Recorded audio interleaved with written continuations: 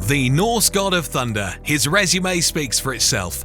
He is the legendary wielder of the hammer Mjolnir, one of the founding members of the Avengers, and more recently has become a member of the Guardians of the Galaxy. All of this is beside the fact that he is one of the most powerful characters in the MCU. While yes, it's true he did become the generic middle-aged gamer going through a midlife crisis in Endgame, he still hadn't missed a beat. So, with the fourth Thor movie due to release sometime next year, let's look back at the character's origin and assess his powers and how they've developed throughout the films. This will give us some insight into understanding what Marvel might have planned for the Norse god in the upcoming Thor: Love and Thunder. First things first, the MCU Thor has not always been worthy of Mjolnir. There was a brief pause in his ability to wield the hammer when he disobeyed the commandments of Odin and was exiled to Midgard, which was known to all the residents as Earth. However, Odin was not unkind and gave Thor the opportunity to redeem himself by sending Mjolnir down as well. In Midgard, Thor used the help of two scientists, one of which was Jane Foster, who was also his romantic interest in the film. All of these ideas were conceived perfectly. The fact that Thor had to prove he was worthy to wield Mjolnir. And the interesting dynamic between Thor and Foster had potential, but was, in the end, unattractive and boring. Marvel could find another way to execute this idea in the next film by taking inspiration from one of the most renowned comics attributed to the character, the Mighty Thor. Now, the Mighty Thor's story arc follows something that we could very likely see in Thor: Love and Thunder. In the comics, Thor loses the ability to wield Mjolnir after a premonition by Nick Fury. This leads to the hammer sitting idly by on the moon until Jane Foster retrieves it, becoming Lady Thor. There is a catch though. At the time, Jane is in chemotherapy, receiving treatment for breast cancer, and realizes that lifting Mjolnir causes all of the toxins in her body to be purged. However, this means that all the helpful radiation from her chemotherapy is gone too. Lifting the hammer could cost her her life. Now, right off the bat, this sounds like a drastic improvement over the events of the first Thor film. If this is adapted to the big screen, we could see a more seamless build in the relationship between Jane and Thor. Jane's moral dilemma of using Mjolnir to repel evil, but at the same time compromise her health, could lead to an interesting spin on the character after she was promptly sidelined in the first two films. And we know that Natalie Portman is coming back to reprise her role as Jane, so we'll see how that goes.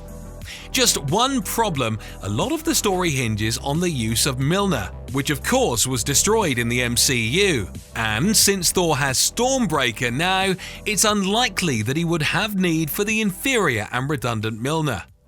I guess we'll just have to wait and see.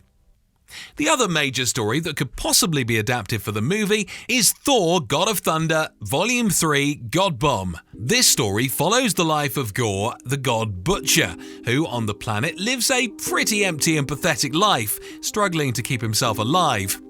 After his son dies of starvation, he begins to curse the gods that did not listen to his prayers and is exiled by his band of religious zealots for his heathen beliefs. After he was ostracized from the society, he happened upon two gods that fell from the sky. One of them was Null, the Dark Elder god that was responsible for the symbiote race. In a fit of rage, Gorr took Null's blade, the Necrosword, and struck down the god.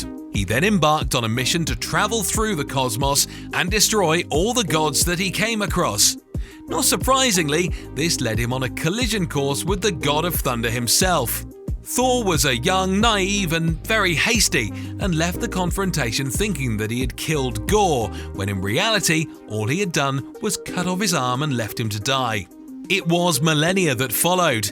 Gorr had recuperated and returned to complete his mission to destroy all gods, which yet again led him to Thor.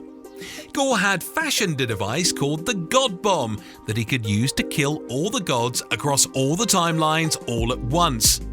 Thor still managed to get the upper hand, but he didn't do it alone. He took the aid of two other versions of himself from across the time, one which was younger and another all-father version. They helped him thwart Gorr's plan of detonating the time bomb. In the process, Thor had actually bonded with the Necro Sword, which itself was a symbiote of sorts. With all that firepower, Thor is able to best Gorr and kill him. Now I have a pretty solid idea of how Marvel could pull this off if they tried, and it all boils down to the multiverse.